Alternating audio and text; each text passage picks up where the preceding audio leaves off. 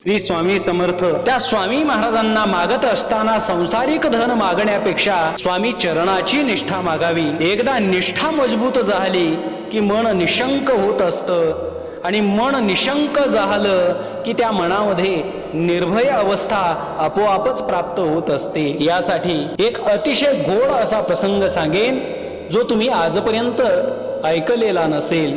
एका नावेमध्ये बरीच माणसं समुद्रामध्ये प्रवास करत होती। त्या नावेमध्ये राजा व राजपुत्र ही प्रवास करत होते आणि त्याच नावेमध्ये स्वामी महाराजांचा एक निष्ठावंत भक्त ही प्रवास करत होता।